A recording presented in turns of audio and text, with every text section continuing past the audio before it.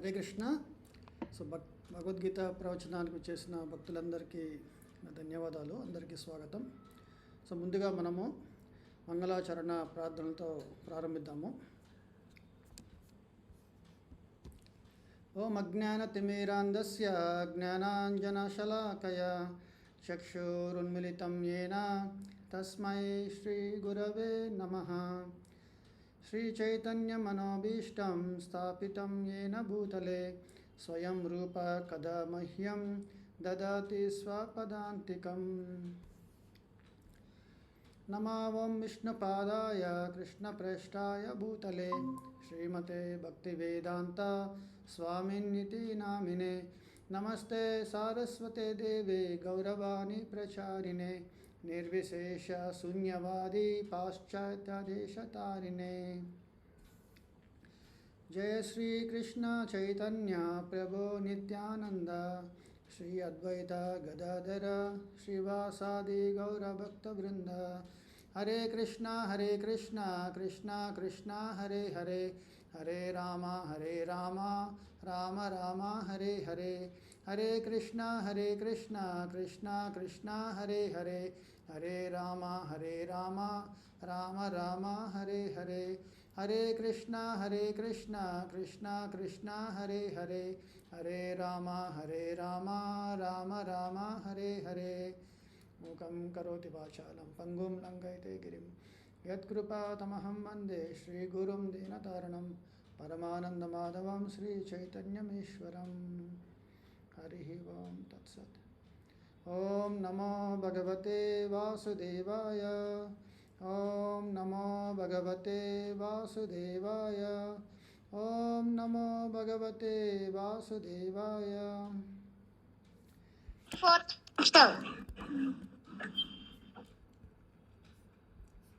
Hare Krishna. So మనము పోయిన వారము భగవద్గీత 8వ అధ్యాయము, ఈ అధ్యాయం పేరు అక్షర బ్రహ్మ యోగము లేదా భగవత్ ప్రాప్తి. సో అంటే భగవంతుణ్ణి మనము చేరుకోవడం అన్నమాట. అంటే భగవంతుడికి మనకి ఉన్న సన్నిహిత సంబంధాన్ని మనం తెలుసుకోగలుగుతాం అన్నమాట. సో ఆచార్యులు భగవత్ ప్రాప్తి అంటే ఒక మాట చెప్పారనమాట.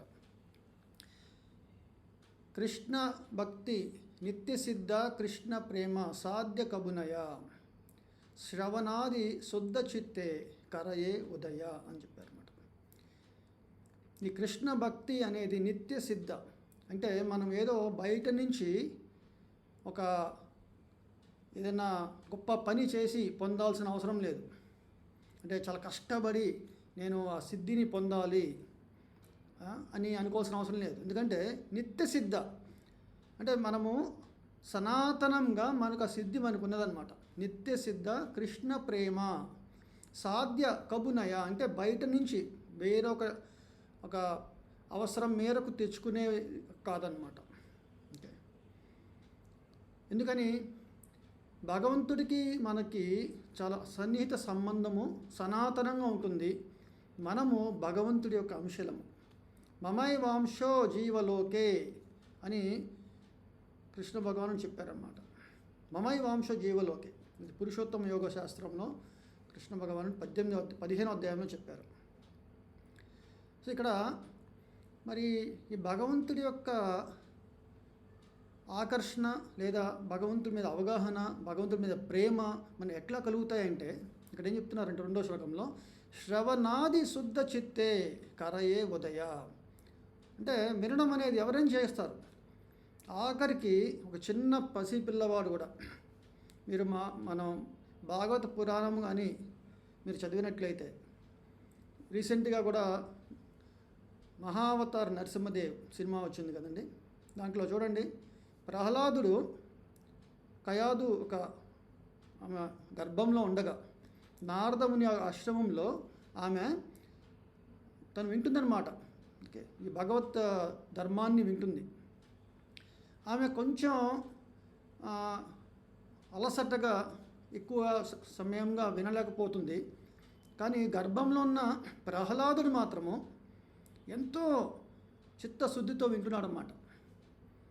సో అట్లాగా అంటే కడుపులో ఉన్న పిల్లవాడు సహితం కూడా వినడం అనేది చాలా సులభమైనది అని మనం అర్థం చేసుకోవాలి. అందుకే శ్రవణాది, ఆది అంటే శ్రవణము, కీర్తనము, స్మరణము ఇట్లా అన్నీ చెప్పుకోవచ్చు. ఈ శ్రవణంతో మొదలవుతుందన్నమాట. శ్రవణంతో ఏమవుతుంది మొదలవుతుంది? శుద్ధ చిత్తే, మన హృదయము చాలా నిర్మలమవుతుంది.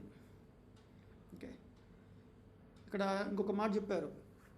నిర్మలము అంటే ఏంటంటే, ఉదాహరణకి సర్వ ఉపాధి వినిర్ముక్తం తత్పరత్వేన నిర్మలం అని చెప్పారు శాస్త్రంలో. అంటే మనము రకరకాల ఉపాధిని మనం కల్పించుకుంటున్నాం. ఫర్ ఎగ్జాంపుల్, నేను పురుషుడని, నేను సాఫ్ట్వేర్ ఎంప్లాయీని, నేను ఒక భర్తని, ఒక తండ్రిని, లేకపోతే ఒక పొలిటీషియన్ని, ఒక ఇంజనీర్ని, ఒక డాక్టర్ని, రకరకాల, నేను ఒక ఇండియన్ని, నేను ఒక కన్నడ వాసిని, తెలుగు వాసిని, ఇలాగ రకరకాలుగా మనము ఉపాధిని ఏర్పరచుకొని, ఓకే, ఆ ఉపాధిలోనే నేను ఇది అహం మమ అనుకుంటూ బతుకుతున్నాను అన్నమాట.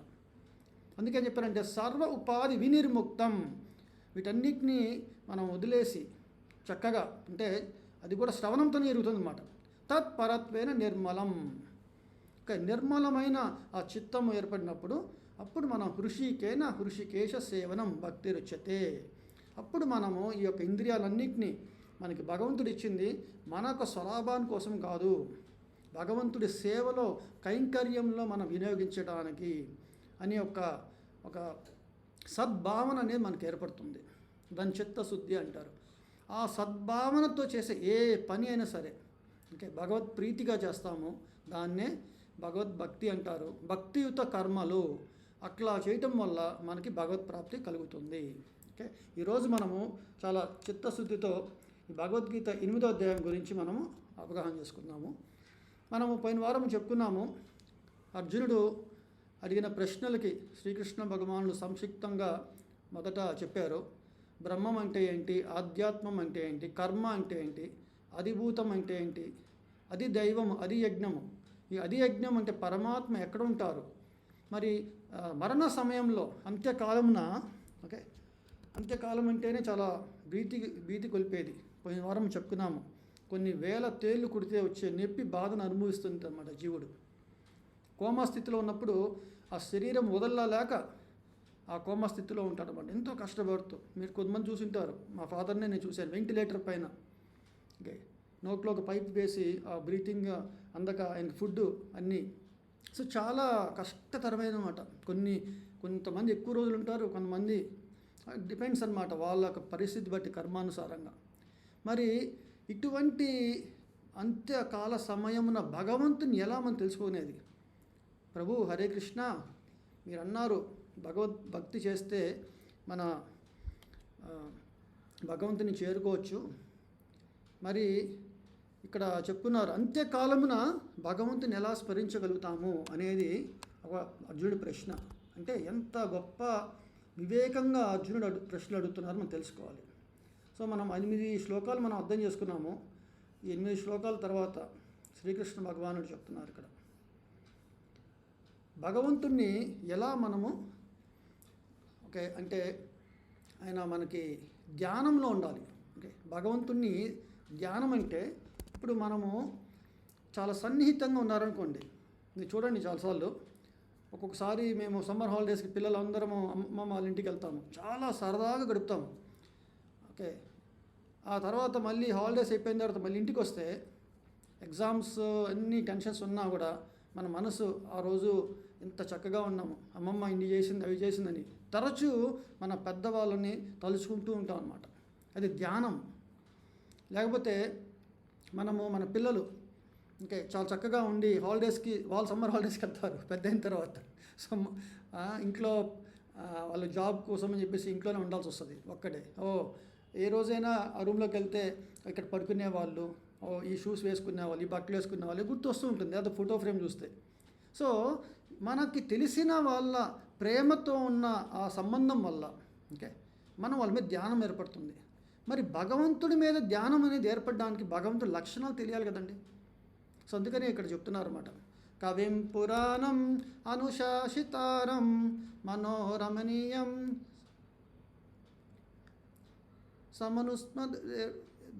సర్వస్య దాతారం అచింత్య రూపం ఆదిత్యవర్ణం తమస పరస్తాత్. ఇక్కడ కవిం పురాణం అనుశాసితారం మనోరమణీయాం సమనుస్మరేద్య. అంటే సర్వజ్ఞుడు, కవిం అంటే సర్వజ్ఞుడు, పురాణం అతి ప్రాచీనుడుగాను, అనుశాసితారం వాడుగను. ఓకే.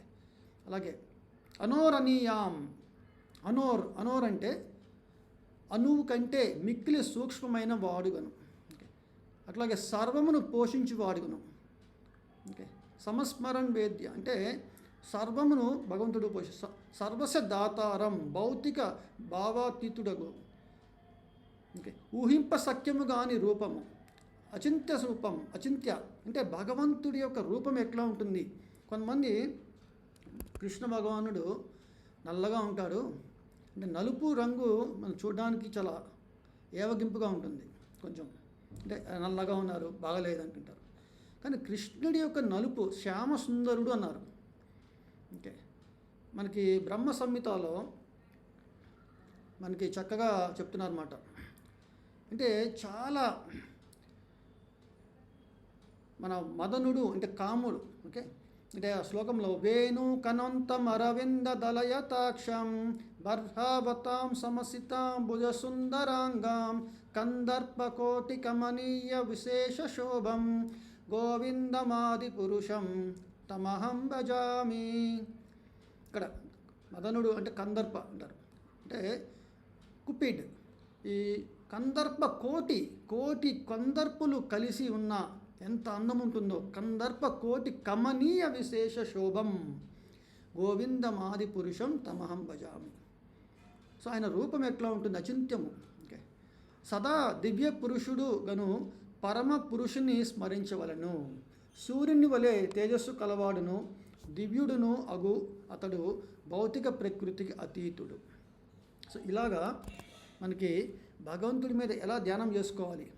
ఇక్కడ చూడండి, ప్రభుపాదులు కొంతమంది చెప్తుంటారు, కొంతమంది వెస్టర్నర్స్ భగవంతుడు అంటే చాలా బలవంతుడు, అంటే ఈ యొక్క భౌతిక ప్రపంచాన్ని తన భుజస్కంధాలతో మోస్తున్నాడు అన్నట్టుగా, చాలా బాహుబలం అన్నట్టుగా చెప్తారు కొంతమంది చాలా ముసలివాడుగా గడ్డము ఉండి చాలా ప్రశాంత వదనంతో ఏదో అట్లాగా మనకి దర్శనం ఇచ్చినట్టుగా ఆలోచిస్తుంటారు కొంతమంది. ఓకే. కానీ ఇక్కడ మనకి చెప్తున్నారు కృష్ణుడి యొక్క స్వరూపం ఏంటంటే నిత్య నవనవాయమాన అన్నారు. అంటే ఎప్పుడు నవ యవ్వనుడు, ఓకే, యుగల కిషోరుడు అంటారు అన్నమాట. సో ఇట్లాగా మన భగవంతుడి యొక్క స్వరూపాన్ని మనం అర్థం చేసుకోవాలి. సర్వజ్ఞుడు, అతి ప్రాచీనుడు, శాసించువాడును. ఓకే. అనోరణ్యాన్ మహతో మహియాన్. భగవంతుడు అన్నిటికంటే పెద్దది, అన్నిటికంటే చిన్నది. ఓకే. అంటే ఏదైనా పెద్దది చూసామనుకోండి, అన్నిటికంటే పెద్దది. మహతో మహియాన్. ఓకే. అలాగే అనోర్ అనియాన్ అంటే ఎంత సూక్ష్మం అంటే దానికన్నా సూక్ష్మమైనది భగవంతుడు అంటారు. ఓకే. అలా మనది అంటే ఇప్పుడు మనం చూసామనుకోండి, ఒక చిన్న జర్మ్ ఉంటుంది, అది కదులుతుందంటే దాంట్లో జీవుడు, దాంట్లో పరమాత్ముడు ఉంటారు. అర్థం చేసుకోండి, అంటే ఎంత సూక్ష్మము అంటే సూక్ష్మము కన్నా సూక్ష్మము. సో మళ్ళీ ఇక్కడ చెప్పారు సూర్యుని వలె ఆదిత్యవర్ణం తమస పరస్తాత్, అంటే ఈ యొక్క భౌతిక ప్రకృతి అతీతుడు. ఓకే. అందుకే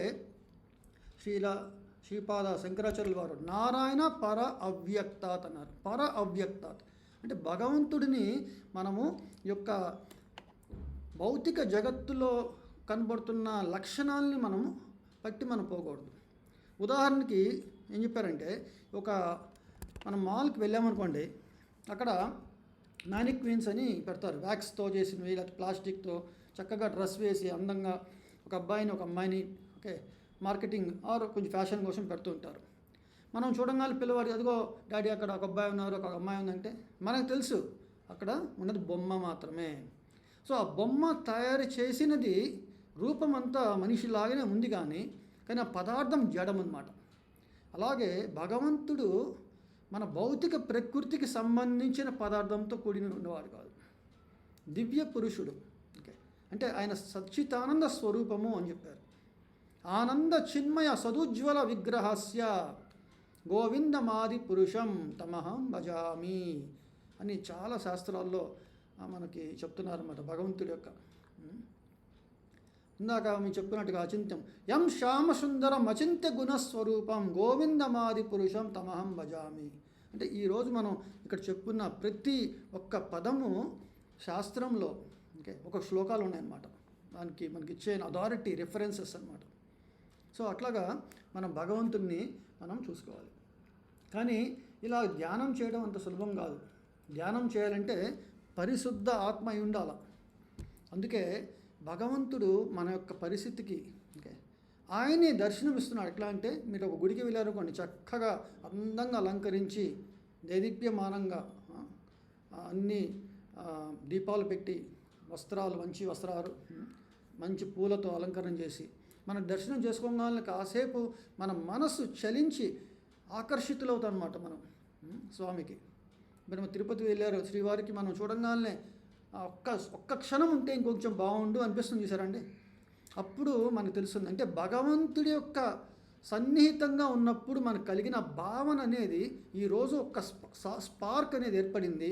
నా జీవిత కాలము నేను అది పొందాలనుకుంటే దానికి ఏం చేయాలి అనేది భగవద్గీతలో మనం తెలుసుకోవచ్చు అన్నమాట.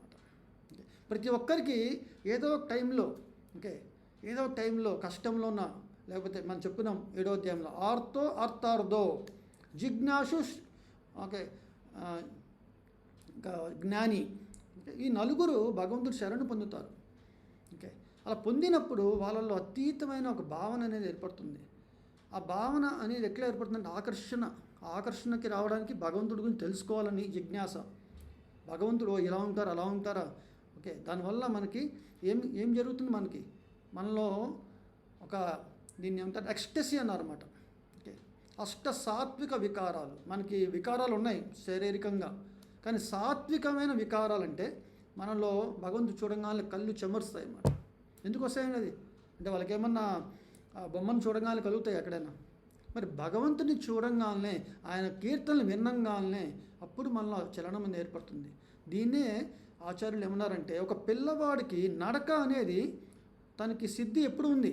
నడక అనేది ఏదో నేను ట్రైనింగ్ ఇస్తే వాళ్ళకి వచ్చేది కాదు. తను ఒక తండ్రిని చేయి పట్టుకొని కొంచెం మెల్లమెల్లగా లెగిసి పాకుంటూ నించోవటము, తర్వాత మెల్లగా నడుస్తాడు అంతే. అది క్రమంగా శ్రద్ధ భక్తి రతి అనుక్రమిష్యతి అన్నారు శాస్త్రంలో. ఆటోమేటిక్ అన్నమాట ఇదంతా. అంటే ఎక్కడి నుంచి స్టార్ట్ అవుతుంది, అంతా శ్రద్ధతో స్టార్ట్ అవుతుంది. ఆ శ్రద్ధ ఉన్నప్పుడు ఏం చేస్తామండి, భక్తి చేస్తాం. అంటే భక్తి అంటే శ్రవణం, కీర్తనం, స్మరణం. అప్పుడేమవుతుంది, శ్రద్ధ వచ్చింది, భక్తి వచ్చింది, వెంటనే రతి వస్తుందన్నమాట. భగవంతుడి మీద విపరీతమైన ఆకర్షణ, నేను భగవంతుని తలుచుకోవాలన్న ఒక ధ్యాస. శ్రద్ధ భక్తి రతి అనుక్రమిష్యతి అని శాస్త్రంలో చెప్తున్నారు అన్నమాట. సో ఇక్కడ మనము యోగ బలం ద్వారా అంటే ధ్యానంలో భగవంతుణ్ణి మనం పొందొచ్చు అని చెప్పారు. 10వ శ్లోకం ప్రయాణకాలే మనసాచలేన భక్త్యా యుక్తో యోగ బలేన చైవ. ఇక్కడ మరణ సమయమున ప్రాణవాయువును భ్రూమధ్యమున నిలిపి యోగశక్తిచే చలించని మనస్సుతో సంపూర్ణ శక్తి భావముతో దేవాది దేవుని స్మరించడి వాడు తప్పక పరమ పురుషుని పొందగలడు. ప్రయాణకాలే మనసా చలేన అంటే ప్రయాణకాలం అంటే మన అంత్యకాలమున మరణ సమయమున మన శరీరంలో పంచ వాయువులు ఉన్నాయి, ఇంకొక 5 ఉన్నాయి, మొత్తం 10. ఈ మెయిన్ 5 వాయువులు వల్లనే ఇప్పుడు మనకి ఇంతకుముందు ఒక థర్మోడైనమిక్స్ అనే ఒక సబ్జెక్ట్లో ఈ ఫ్లూయిడ్స్ గ్యాస్ వీటి మీద ఒక మెషిన్ ఎట్లా నడపచ్చు అనేది మనం చూస్తుంటారు అనమాట. ఇంకొక సబ్జెక్ట్స్ కూడా ఉన్నాయి రకరకాలవి, మెకానిక్స్ అని ఇట్లాగా. ఇక్కడ మన శరీరాన్ని శరీరం అనే ఒక యంత్రము, ఈ యంత్రం నడుపుతున్నది వాయువు. లోపల వాయువు అంటే మన బ్రీతింగ్ ఎట్లా ఉపయోగపడుతుందంటే ఇంకొక చిన్న ఉదాహరణకు చెప్పాలి. ఒక పెట్రోల్ మనం పోస్తామండి బండిలో, వాయువు తీసుకొని ఆ మంటతో ఒక హీట్ జనరేట్ అవుతుంది. అలాగే మనం తిన్న ఆహారాన్ని వాయువుతోడే డైజెషన్ అయ్యి జీర్ణమయ్యి ఆ శక్తిని మన శరీరానికి అందజేస్తుంది. అంటే ఒక వాయువు వల్లనే మనకి శక్తి అనేది లభిస్తుంది శరీరానికి అని మనం చెప్తున్నారు శాస్త్రవేత్తలు. ఓకే, సో అలాగే చాలా రకరకాల వాయువు వల్ల మన శరీరము మన మూమెంట్స్ అనేవి జరుగుతుందన్నమాట. సో ఈ వాయువులో ముఖ్యమైనది అంటే ప్రాణవాయువు. ఆ ప్రాణవాయువుని అంటే మన బ్రీతింగ్ ఎక్సర్సైజ్ చేస్తున్నాం నుండి అనులోమ విలోమ అట్లా ఉంటే చెప్తారు చూసారా, ఆ ప్రాణవాయువుని మన భ్రూ మధ్యమున నిలిపి యోగశక్తిచే చలించని మనస్సుతో సంపూర్ణ భక్తి భావముతో దేవాది దేవుడిని స్మరించడివాడు తప్పక పరమ పురుషుని పొందగలడు. అంటే ఇది చాలా కష్టతరమైనది కలియుగంలో. ఓకే, ఇది మనం చేయడానికి మన వల్ల కాదు. ఓకే, కానీ శ్రీకృష్ణ భగవాన్ అర్జునుడికి చెప్తున్నారన్నమాట. వేదముల నెరిగిన వారును ఓంకారమును ఉచ్చరించు వారును సన్యాసాశ్రమున నందున్న గొప్ప మహర్షులు బ్రహ్మమును పొందుదురు. ఓకే, అంటే ఇక్కడ వేదములు అంటే మనకి ఋగ్వేదము, యజుర్వేదము, సామవేదము, అథర్వ వేదము 4 వేదాలు ఉన్నాయి. ఓకే, అట్లాగే వేద అంటే ఉపనిషత్తులు. ఓకే, అట్లాగే మనకి గీతోపనిషత్తు భగవద్గీత, అలాగే పురాణాలు ఉన్నాయి, 18 పురాణాలు ఉన్నాయి. వీటన్నిటిని కలిపి మళ్ళీ వేదాంత సూత్రాలు రాశారన్నమాట వ్యాస భగవానుడు. సో వ్యాస మహర్షి రాసిన ఎన్ని వేదాలని సంపూర్ణంగా అవగాహన చేసుకున్న వాళ్ళు ఓంకారాన్ని ఉచ్చరిస్తుంటారు. అంటే ఓం అనేది ప్రణవ నాదం అన్నమాట. అంటే ప్రతి ఒక్క మంత్రాన్ని ఉచ్చరించేటప్పుడు ప్రణవంతో అంటే రెస్పెక్ట్తో మన ప్రణమిల్లి అంటారు సరేని అట్లా ఓంకారము. ఇప్పుడు మనము ఓం నమో భగవతే వాసుదేవాయ అంటే ఏ మంత్రాన్ని చూస్తే ఫస్ట్ ఓం ఉంటుందన్నమాట. ఓకే, అలాగా ఉచ్చరించు వారును సన్యాస ఆశ్రమం గొప్ప మహర్షులను బ్రహ్మమును పొందుదురు. అంటే మనం జీవభూతంలో ఉన్నాం. ఇప్పుడు జీవభూతము అన్నప్పుడు మనం అర్థం చేసుకోవాల్సింది ఏంటంటే నేను శరీరముని, నేను మనస్సును, అంటే నేను బుద్ధిని, నేను అనుకుంటూ ఉంటారు అహము. వీటన్నిటిని కలిపి జీవస్థితి అంటారు, జీవభూతము.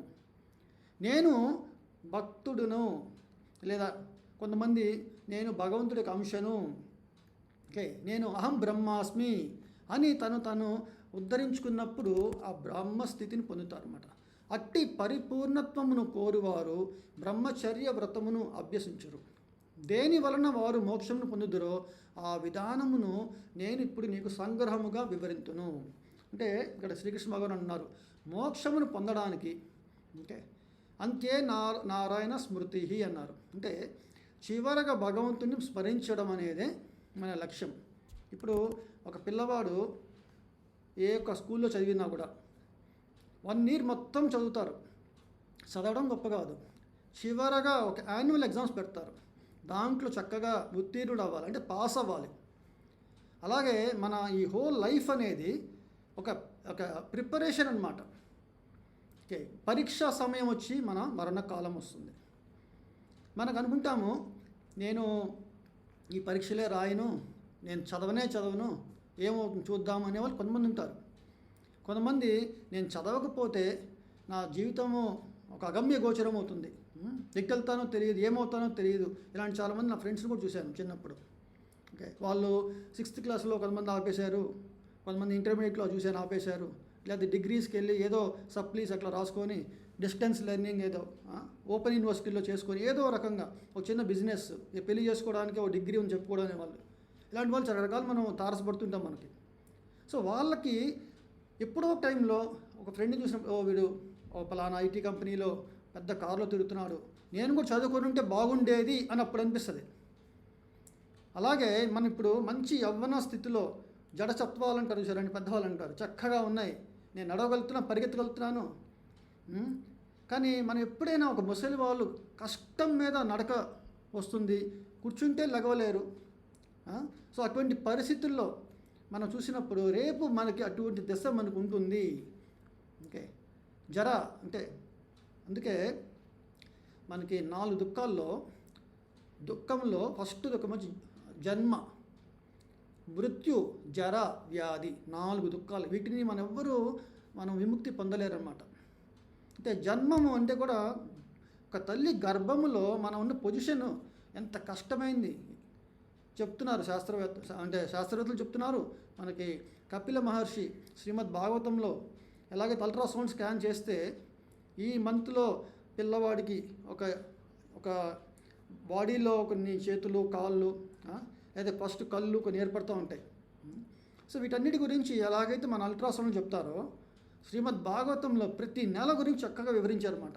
అంటే మన తల్లి గర్భంలో జన్మ తీసుకునే టైంలో మాసాల్లో అంటే 6వ మాసం తర్వాత ఒక చేతనం ఏర్పడుతుంది.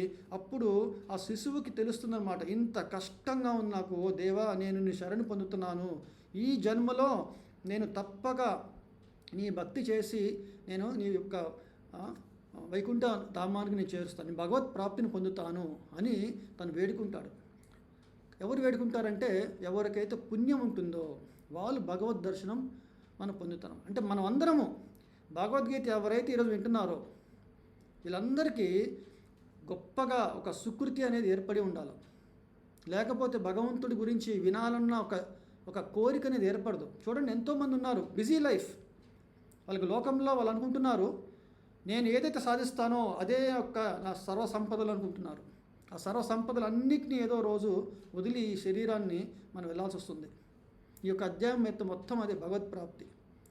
సో ఇక్కడ ఏం చెప్తున్నారంటే ఆచార్యులు, మరి శిశువు గర్భస్థితిలో ఉన్నప్పుడు తన పుణ్యం వల్ల భగవంతుడి దర్శనం పొందుతాడు, పొంది ప్రణామం చేస్తాడు, ఈ జన్మలో నేను తప్పక భక్తి మార్గాన్ని అనుసరించి స్వామి నిన్ను శరణు పొందుతాను అని అన్నాడు. కానీ వెంటనే శిశువు గర్భం నుంచి బయటికి రాగానే తల్లి తండ్రి అందరూ అమ్మమ్మ తాత వాళ్ళందరూ ఒక లాలిస్తూ బుజ్జగిస్తూ అలా చేస్తుంటే ఇదేదో చాలా బాగుంది, ఓ నేను అంత అందంగా ఉన్నాను, నన్ను అందరూ ఇష్టపడుతున్నారు, నేను చాలా గొప్పవాడిని అని చెప్పేసి మనమే మమకారం అనేది ఏర్పడుతూ ఉంటుంది. ఇది మాయా స్థితిలో అన్నమాట. మెల్లగా మనం పెరుగుతున్న కొద్దీ ఈ మాయ రకరకాలుగా విస్తరించి క్రమేణా భగవంతున్నే విస్మరించే స్థితికి వచ్చే వాళ్ళు చాలామంది ఉన్నారు.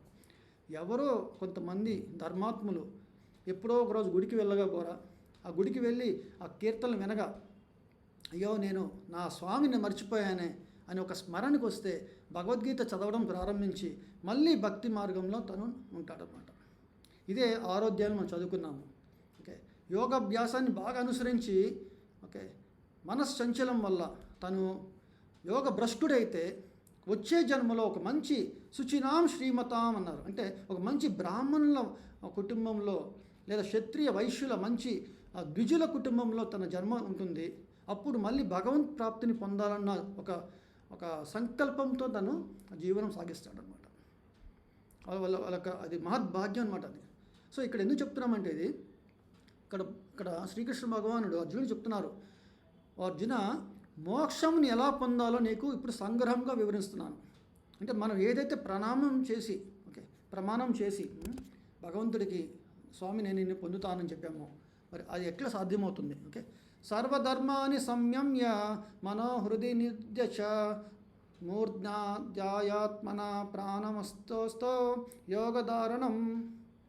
కొంచెం తెలుగు సడన్గా పోతుందండి ఇవాళ. సర్వేంద్రియ కర్మల నుండి విడివడి ఉండుటయే యోగస్థితి. అంటే సర్వ ఇంద్రియాల కర్మల నుండి విడివడి. ఓకే, మనం ఈ ఇంద్రియాల ద్వారా ఏం చేస్తామండి? చేతులతో పని చేస్తాము, కాళ్ళతో పని చేస్తాము. ఓకే, ఇలాగా మన పంచ కర్మేంద్రియాలు పంచ జ్ఞానేంద్రియాలు ఉన్నాయన్నమాట. మరి సర్వేంద్రియాల కర్మల నుండి విడివడి అంటే ఈ యొక్క ఇంద్రియాలన్నీ భగవత్ సేవకే అనుకున్నప్పుడు అది వికర్మ అకర్మ కర్మ 3 చెప్పారు. దాని అకర్మ అవుతుందన్నమాట. శాస్త్ర ప్రామాణికంగా చేయడం కర్మ, శాస్త్రాన్ని అంటే విరుద్ధంగా చేయడం వికర్మ, అలాగే భగవత్ ప్రీతిగా చేయడాన్ని అకర్మ అంటారు. సో ఇక్కడ భగవంతుడు అన్ని కర్మలని మనము విడివడి ఉండేటది యోగస్థితి. అంటే యోగము అంటే పొందడం, దేనిని పొందడం యోగం అంటారు కదండి. భగవంతుని పొందడం అనేది మహద్భాగ్యము, అది నిజమైన యోగస్థితి అనమాట. అలాగే సర్వేంద్రియ ద్వారములను మూసివేసి మనస్సును హృదయమునందును ప్రాణవాయువును శీర్షాగ్రమునందును నిలిపి మానవుడు యోగం నందు ప్రతిష్ఠుడగుడును.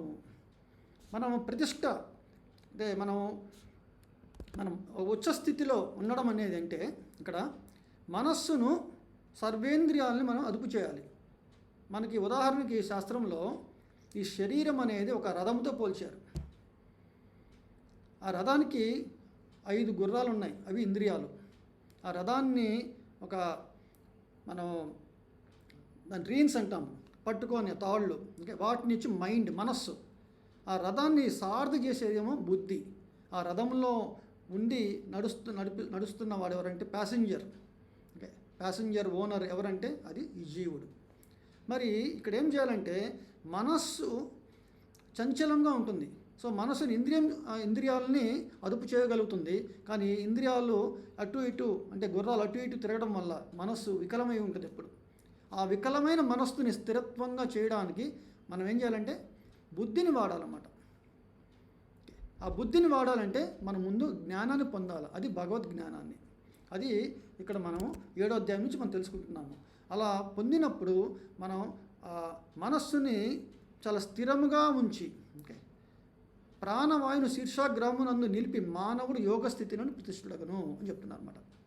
తర్వాత ఇట్టి యోగ విధానము నందు నెలకొని దివ్యాక్షరముల సమాహారమైన ఓంకారమును ఉచ్చరించిన పిదప యోగి దేవాది దేవుడనైన నన్ను స్మరించుచు దేహమును త్యజించినచో నిశ్చయముగా ఆధ్యాత్మిక లోకమును పొందగలడు. ఇక్కడ మనము ఒక పదం చెప్పారండి. ఇక్కడ ఓం ఇతి ఏకాక్షరం వ్యాహరన్, ఓకే, మనస స్మరన్ అన్నారు. అంటే మనస్సుతో మనం ఎప్పుడు కూడా స్మరిస్తూ ఉండాలి. అలా స్మరణం చేసినప్పుడు యత్ ప్రయాతి త్యజన్ దేహం సయాతి పరమాం గతిం. ఇప్పుడు మనకి ఉదాహరణకి చెప్పుకోవాలంటే ప్రభుపాదులు వారు అంటారు, మనం రాత్రి చూడగానే ఎన్నో నక్షత్రాలు, సూర్యుడు, చంద్రుడు, ఇట్లా మనం పొద్దున సూర్యుడు, రాత్రి చంద్రుడు, ఇన్ని గ్రహాలను మనం చూస్తున్నాము. ఇవన్నీ చూడంగానే వీటన్నిటిని ఎవరు చేరుకొని ఉండలేదు. వాటి యొక్క వివరణ మనకేం తెలియదు. అంటే అక్కడ ఎవరున్నారు ఏంటి అనేది. కానీ మనకైతే తెలుస్తుంది ఎట్లాగైతే భూమి ఉన్నారో, ఓకే, భూగ్రహము దానిపైన ఎంతమంది జీవరాశులు ఉన్నారో, ఓకే, అట్లాగే అన్ని యొక్క గ్రహాల మీద కూడా జీవరాశులు ఉంటారు. ఓకే, ఆ జీవరాశులు ఎట్లాగా చెప్పుకోవచ్చు అంటే నేను చెప్తున్నాను ఒక ఎగ్జాంపుల్గా. క్వార్టర్స్ ఉన్నాయండి. ఇప్పుడు మన గవర్నమెంట్ క్వార్టర్స్లో A class, B class, C class ఉంటారు. ఎందుకలా అంటే వాళ్ళ యొక్క క్వాలిఫికేషన్ బట్టి, వాళ్ళ గుణగణాలు, వాళ్ళ కర్మను బట్టి, గుణ కర్మ అన్నారు శాస్త్రంలో కూడా, విభాగశ అట్లా విభజించారు. అలాగే సత్వగుణ సంపన్నులైన వాళ్ళు ఊర్ధ్వలోకంలో అంటే స్వర్గంలో అట్లా ఉంటారన్నమాట. తమో గుణంలో ఉన్న వాళ్ళు కింద ఉంటారు. ఇది యొక్క భౌతిక జగత్తు మనకు తెలుస్తుంది. అంటే రకరకాల గ్రహాలు చూస్తున్నాము, వాటిని అవి ఏమీ మనకు తెలియదు, అక్కడ ఎవరున్నారో తెలియదు. కానీ శాస్త్రంలో చెప్పంగానే మనకు అవగాహన ఏర్పడుతుంది. కానీ ఇక్కడ ఏమంటున్నారంటే శ్రీకృష్ణ భగవానుడు పరమాం గతిం అంటే భగవంతుడి యొక్క ధామం అనేది ఒకటి ఉంది. వీటన్నిటికి పైన భగవంతుడి ధామం ఉంది. ఆ పరం ధామాన్ని మనము పొందొచ్చు. ఎట్లా అంటే భగవంతుడి పైన నిశ్చలమైన మనస్సుతో, ఓకే, ఆయననే స్మరిస్తూ దేవాది దేవుడుగా అంటే ఆయన స్మరించుతూ ఈ దేహమును త్యజించినప్పుడు నిశ్చయముగా అంటే భగవంతుడు చెప్తున్నారు స యాతి పరమాం గతిం. ఓకే, అంటే నిస్సందేహంగా మనము భగవంతుని చేరుకోవచ్చు. ఇది ప్రాసెస్ అన్నమాట. ఇది ఇంతవరకు మనము థియరిటికల్గా ఇది వింటున్నాము. ఓకే, మనకి ప్రాక్టికల్గా ఎట్లా అవగాహన అవుతుందండి అని చెప్పచ్చు మీరు. ఓకే, మనకి ఎప్పటి నుంచో ఒక సనాతన ధర్మంలో అంత్యకాలమును భగవంతుడి మీద స్మరణ రావడానికి నారాయణ మంత్రం ఉపదేశిస్తారు, గంగా జలం ఇస్తారు, తులసి దళం ఇస్తారు. ఇవన్నీ మన పెద్దవారు మనకి ఎందుకు చెప్పారంటే వీటన్నిటి వల్ల జీవుడు ఎంతో కష్టపడుతున్న పక్కనున్న వాళ్ళు సహాయ సహకారాలు చేస్తారన్నమాట. ఒక కీర్తన చేస్తుంటారు. ఇప్పుడు ఈ రోజుల్లో ఎవరైనా చనిపోతున్నారంటే పక్కనున్న వాళ్ళకి చాలా టెన్షన్గా అన్ని రకాలుగా వాళ్ళ మెటీరియల్గా చాలా ఉంటాయండి కమిట్మెంట్స్. వాటన్నిటి మీద వాళ్ళకి ఒక తోడ్పాటు అనేది ఇవ్వలేకపోతున్నాం. అందుకే చాలామంది నేను చెప్తే ఎట్లా ఉంటుందంటే ఇది ఇంత నగ్న సత్యము. కొంతమంది ఎట్లా ఆలోచిస్తారంటే ఇతను చాలా కష్టపడుతున్నారు, ఓకే, ఎట్లా తట్టు అంటే ఏదో మనకి మర్సీ కిల్లింగ్ అనే ఒక పదాన్ని కూడా వింటున్నాం అనమాట ఈ మధ్య. ఎందుకు అనేది ఏర్పడుతుంది అంటే కొంతమంది చాలా చాలా కష్టంతో ఆ శరీరాన్ని వాళ్ళు నిలబెడుతున్నారు అన్నమాట చివరి దశల్లో మన హాస్పిటల్స్లో ఐసీయూలో చూస్తున్నప్పుడు. సో మనము అర్థం చేసుకోవాల్సింది ఏంటంటే వాళ్ళు పడుతున్న కష్టం ఇప్పుడు అది ముఖ్యం కాదు. ఈ శరీరాన్ని వదిలిన పిదప ఓకే తను పొందే ఒక గతి అనేది ఇంపార్టెంట్. ఇక్కడ పరమాం గతిం, ఆ గతిని పొందడానికి పక్కన ఉన్న వాళ్ళు శ్రేయోభిలాషులు, ధర్మాత్ములు. అందుకే భగవంతుణ్ణి ఎవరైనా స్మరిస్తున్నారు, బ్రాహ్మణుల్ని పిలుస్తారు. ఆ టైంలో పిలిచి కొన్ని చేస్తుంటారన్నమాట. భగవద్గీత చదవడం కానీ, గరుడ పురాణం కొంతమంది చదువుతున్నారు. ఓకే చనిపోయిన తర్వాత చదువుతున్నారు కొంతమంది. కానీ కొంతమంది చివరి దశల్లో మహాభారతం, రామాయణం ఇటువంటి వాటిని వాళ్ళకి వినిపిస్తుంటారు అన్నమాట. ఎందుకంటే వాళ్ళు భగవద్ధ్యాసలో ఉండాలని. ఇవన్నీ మనం చూస్తూ వింటున్నాం కూడా. ఇక్కడ మనం అర్థం చేసుకోవాల్సింది ఏంటంటే ఇవన్నీ యొక్క హరే కృష్ణ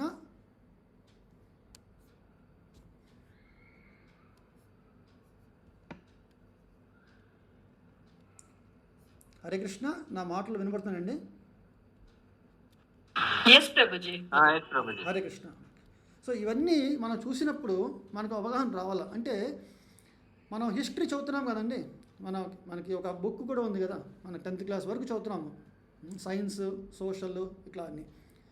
మన ఇట్లా చూసినప్పుడు మన యొక్క వంశ చరిత్ర చూసినప్పుడు మన పెద్దవాళ్ళు ఎలా చనిపోయారు, వాళ్ళ స్థితి ఎలా ఉండేది, ఇప్పుడున్న మన స్థితి ఎలా ఉండే మనం జస్ట్ కంపేర్ చేసుకుంటే తెలిసిపోతుంది అన్నమాట. అందుకే కొంతమంది చెప్తున్నారు నేను ప్రశాంతంగా ఉండాలి నా చావుని. అంటే ఆర్ట్ ఆఫ్ డయింగ్ అనేది భీష్ముడు చూపించారన్నమాట మహాభారతంలో కూడా. ఆయన ఎంత ధ్యానంలో ఉంటారంటే ఎంత కష్టం ఉంటుందండి. అంపశయ్య పైన బాణాలని గుచ్చుకొని ఉంటే వాటిని ఏమి లెక్క చేయకుండా, ఈ బాధ ముఖ్యం కాదు, ఇప్పుడు బాధ పడటం అనేది ఎట్లాగ పడాల్సిందే. ఈ యొక్క శరీరం ఉన్నంత కాలము మనం బాధలు పడాల్సిందే. కానీ శరీరం వదిలిన తర్వాత నేను పరం గతిని పొందాలి అని ఒక దృఢ సంకల్పం అనేది ఏర్పడాలన్నమాట. అందుకే మన ఆచార్యులు ఎందుకు చెప్పారంటే తృణాదపి సునీచేన తరోరివ సహిష్ణున అమానిన మానదేన కీర్తనీయ సదా హరి. అంటే ఒక గడ్డి పూచ కన్నా తృణంగా మనము భావిస్తూ, చెట్టు కన్నా సహిష్ణుస్తూ, అన్ని కష్టాలను సహిస్తూ, అలాగే ఎవరి నుంచి మన యొక్క రెస్పెక్ట్ని, ఆదరణ ఆశించకుండా మనమే అందరికీ అంటే వాళ్ళ సౌభాగ్యం కోసము వెల్విషర్గా, శ్రేయోభిలాషిగా మనం మసులుకుంటూ ఎప్పుడైతే మనం జీవన సాగిస్తామో కీర్తనీయ సదా హరి, ఎప్పుడు కూడా మన భగవంతుడి హరి కీర్తనలో మన నిమగ్నం అయ్యే అవకాశం ఉంటుంది. లేదనుకోండి కామ, క్రోధ, లోభ, మోహ, మదమాశ్చర్యాలు ఇలాంటి అరిషడ్ వర్గాలు మన మనస్సుని ఎప్పుడు కూడా వికలం చేస్తూ ఉంది. అలా వికలం చేసినప్పుడు మనం భగవత్ ధ్యాస అనేది మనకి ఏర్పడదు. అది మనకి అర్థం చేసుకోవాలి. ఎప్పుడైతే మనకి దృఢ సంకల్పం అనేది ఏర్పడుతుందో అప్పుడు నేను నిశ్చయంగా ఆధ్యాత్మిక లోకాన్ని పొందాలి, భగవద్ధామాన్ని పొందాలి అనే ఒక భావన అనేది ఏర్పడుతుంది. ఎలాగైతే నేను ఆఫీస్లో ప్రమోషన్ సంపాదించాలి, నేను ఒక పెద్ద పొజిషన్లోకి రావాలి, నా పిల్లల్ని పెద్దగా నేను సెటిల్ చేయాలి అనేది ప్రతి ఒక్కరూ ఆశిస్తున్నారు. అన్నీ తాత్కాలికమైనవి, మరి శాశ్వతమైనవి, సనాతనమైన వాటి గురించి కూడా మనలో భావన అనేది ఏర్పడటం అనేది చాలా మహద్భాగ్యం అన్నమాట. అది ఓన్లీ మన భక్తుల యొక్క సాంగత్యంలో మాత్రమే ఏర్పడుతుంది. ఇక్కడ కృష్ణ భగవానుడు ఈ యొక్క సెక్షన్ నుంచి అనన్య భక్తి అంటే అత్యంత సులభమైన మార్గం చెప్తున్నారు. అర్జున, ఇప్పటి వరకు మీకు చెప్పినవన్నీ చాలా కష్టతరమైనవి. ఆ మనస్సును నిమగ్నం చేయడము, సర్వేంద్రియాలని అదుపు చేసి బుద్ధి చేత, మనస్సు చేత యోగ సాధన చేయాలి. అది చాలా కష్టమైనది. అది నీ వల్ల కాదు. ఎందుకంటే నువ్వు క్షత్రియుడివు, నువ్వు యుద్ధం చేయాలి. ఇప్పుడున్న టైంలో నేనేమి యుద్ధాన్ని విరమించి నువ్వు అడవికి వెళ్ళి ముక్కు మూసుకుని తపస్సు చేయమని చెప్పడం కాదు నా ఉద్దేశము. ఇది కూడా ఒక మార్గము. కొంతమంది ఋషులు, మహర్షులు ఈ యొక్క యోగ బలము అంటే యోగ అభ్యాసన చేసి ఆ యోగ బలము ద్వారా భగవంతుని పొందుతారు. కానీ నువ్వు నా మిత్రుడవు, నా భక్తుడవు కనుక నీకు సులభమైన మార్గాన్ని నేను చెప్తున్నాను అని చెప్తున్నారు ఇక్కడ. అనన్యచేత సతతం యోమాం స్మరతి నిత్యసః తస్యాహం సులభ పార్థ నిత్యయుక్తస్య యోగినః. చూడండి ఇక్కడ తస్యాహం సులభ, ఈ పదం వినగానే మనకి ఓకే, నేను పెద్దగా చదువుకున్న వాడిని కాదు, నాకు పరీక్షల్లో గొప్ప మార్కులు వచ్చే నాకు లేదు, ఏదో ఒక ఆర్డినరీ క్లాస్, మరి నాకు కూడా ఒక మంచి సదవకాశం కలిగే అవకాశం ఉందా అని అనుకుంటాం చూసారండి. నిజ జీవితంలో నాకు కూడా ఒక ఉద్యోగం వస్తుందా, ఒక డ్రీమ్ అనమాట అది. నేను బాగా సంపాదిస్తానా, నేను కారులో తిరుగుతానా, నేను అమెరికా వెళ్తానా, ఇలాంటి రకరకాలుగా చిన్నప్పుడు పిల్లలు మాట్లాడుకున్నా, పెద్దవాళ్ళు చెప్తున్నా. ఓకే, అట్లాగే భక్తులతో ఉన్నప్పుడు ప్రహ్లాదుడు, ధ్రువుడు, ఇలాంటి చరిత్ర రామాయణంలో చూసినప్పుడు అందరూ వాళ్ళంతా సరయూ నదికి వెళ్ళి అట్నుంచోట అయోధ్యకి వెళ్ళిపోయారంట రాముల వారితో, శ్రీరామచంద్ర ప్రభుతో. మరి నాకు కూడా ఈ యొక్క దశలో భగవంతుడి చేరుకునే అవకాశం ఏర్పడుతుందా, అది కూడా సులభ మార్గంగా అనేది మనకు ఒక కోరిక అనేది, డ్రీమ్ అనేది ఉంటే ఇక్కడ భగవంతుడు చెప్తున్నారు, అనన్య చేత సతతం, ఓ పార్థ అనన్య చిత్తముతో నన్ను స్మరించువానికి సతతం. ఓకే, అంటే స్మరించడం అనేది పెద్ద కష్టం కాదు, కానీ దానికి ఒక కండిషన్స్ ఉన్నాయి. కండిషన్స్ ఏంటంటే, నేను ఎప్పుడూ కూడా భగవంతుడి యొక్క దాసుడను అనుకుంటూ మనం తీసుకోవాలన్నమాట. నేను ఒక ఇంజనీర్, నేను ఇది, నేను అది అన్నీ అనుకుంటున్నాం కదండి, దానికి ఒక యాడ్ చేసుకోవాలి. ఉదయాన్నే నేను బ్రహ్మముహూర్తంలో లేచి నేను భగవంతుడి యొక్క దాసుడను. ఆయన ఏం చెప్పారు, ఈ యొక్క పురుషోత్తమ మాసంలో, అధిక మాసంలో నన్ను ఉదయాన్నే లేచి బ్రహ్మముహూర్తంలో శుచిగా స్నానం చేసి హరే కృష్ణ మంత్ర జపం చేస్తూ హరే కృష్ణ కృష్ణ కృష్ణ హరే హరే, హరే రామ రామ రామ హరే హరే, అలా ఎలుగెత్తి మనము మనం కీర్తిస్తూ ఆ హరే కృష్ణ మంత్రం ద్వారా మనము ఓ స్వామి, ఓ దేవ, ఓ కృష్ణ, ఓ రామ, ఓ శ్రీమతి రాధారాణి, ఎన్నో జన్మలుగా నేను మీ యొక్క చరణాలను, మీ పాద పద్మాలను విస్మరించాను. నేను ఈ జన్మలో అయినా సరే మీ యొక్క సేవలో ఉండే ఆ భాగ్యాన్ని నాకు ప్రసాదించండి అని వేడుకోవడం అన్నమాట మనం జపం చేస్తున్నప్పుడు. మరి ఆ వేడుక అనేది ఒక సెలబ్రేషన్. ఆ వేడుక సెలబ్రేషన్ ఎట్లా జరుగుతుందంటే, మనము ఇందా చెప్పుకున్నాం, గడ్డి పోచు కన్నా తృణమైన, అంటే నేనేదో గొప్పవాడును, గొప్ప గొప్ప పనులు చేసి ఆ ఒక గొప్ప గొప్ప క్రెడిట్స్ని పొందాలి జీవితంలో అనుకుంటూనే బతుకుతున్నాం. కానీ అవన్నీ భగవంతుడు మన యొక్క కర్మను ద్వారా, అంటే మనకి కర్మ ఈరోజు చేస్తున్నామంటే అది పూర్వజన్మలో చేసుకున్న ఫలితం వల్ల ఈరోజు మనకు ఏర్పడుతున్నాయి. మరి ఈరోజు చేస్తున్న ఏ కర్మ చూసినా కూడా దానికి కావాల్సిన బుద్ధి, ప్రేరణ అన్ని భగవంతుడే ఏర్పరుస్తున్నారు. మరి మనకు గొప్పతనం ఏంటంటే అక్కడ అలాగా ప్రతి విషయంలో మనం భగవంతుడి మీదనే మనము సర్వకాల సర్వవస్థల ఆయన పైన మనము ఆధారపడి ఉండాలన్నమాట. అందుకే కుంతీదేవి తన భర్త పాండు మహారాజు కోల్పోయింది, పిల్లవాళ్ళు 5 ఉన్నారు, తను ఎట్లా తను వాళ్ళని పోషించాలి, అంతా శ్రీకృష్ణ భగవానుడే చూసుకుంటాడు అని చిన్నప్పటి నుంచి, అంటే అప్పటి నుంచి ఆమె ఎక్కువ శరణు పొందుతుందన్నమాట. భాగవతంలో చెప్పారు, దేవకి వసుదేవుల కన్నా కూడా ఎక్కువ, అంటే భగవంతుడు, అంటే శ్రీకృష్ణ భగవానుడు ఎక్కువ వాళ్ళ సౌఖ్యాన్ని చూస్తున్నాడు అన్నమాట. ఎవరిని? పాండవుల సౌఖ్యాన్ని.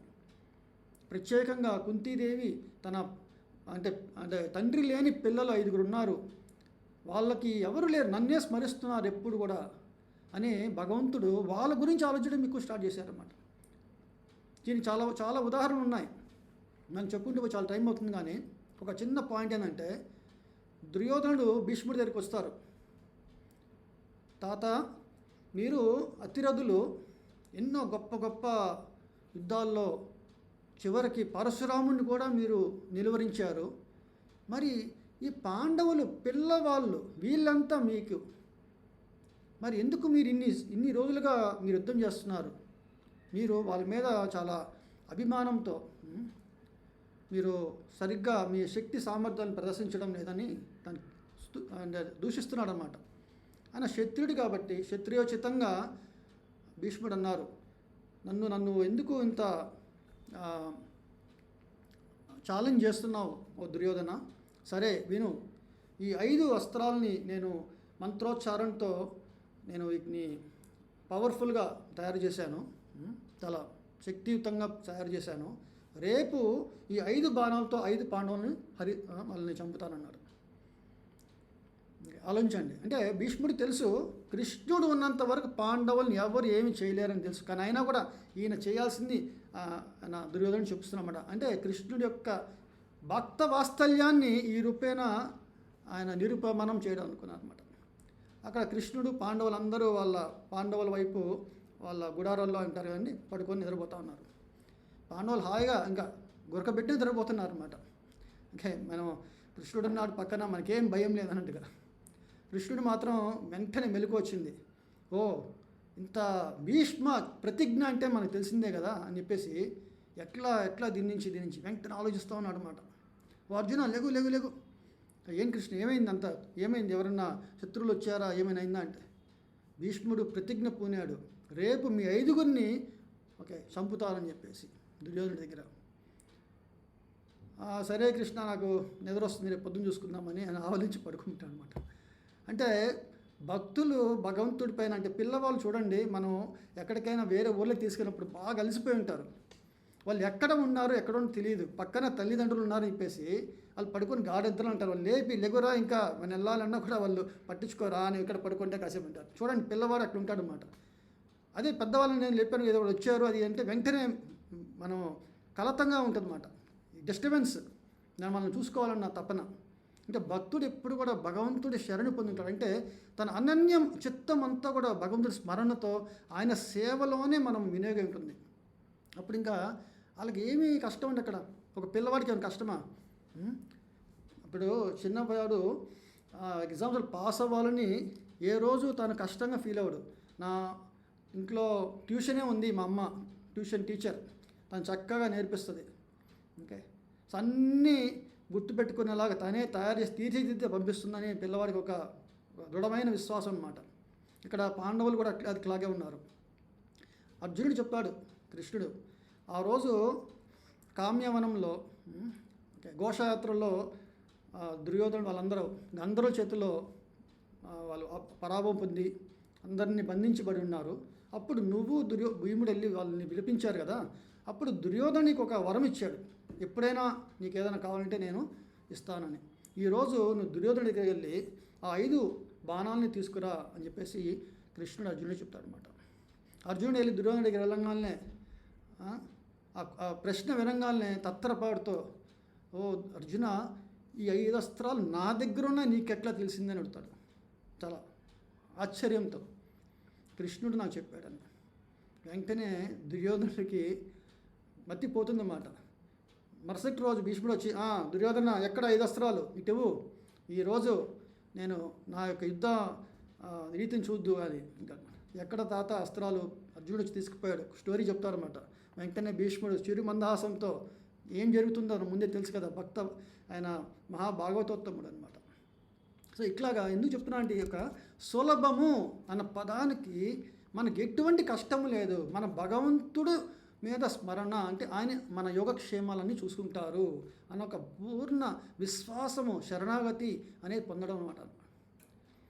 భక్తి యోగులైన మహాత్ములు మాముపేత్య పునర్జన్మ దుఃఖాలయమ శాశ్వతం నాప్నువంతి మహాత్మన సంసిద్ధిం పరమాం గతా.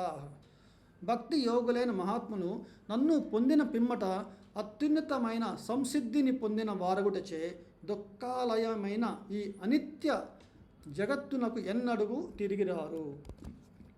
ఇప్పుడు ప్రతి శ్లోకం చాలా ఇంపార్టెంట్ మనం చెప్పుకోవాలంటే. ఒక ఉదాహరణకి గొప్ప ఈ యొక్క పదాలు చూస్తే మనకి దుఃఖాలయం, దుఃఖ ఆలయం, ఆలయం అనేది ఒక ప్లేస్ చెప్పచ్చు.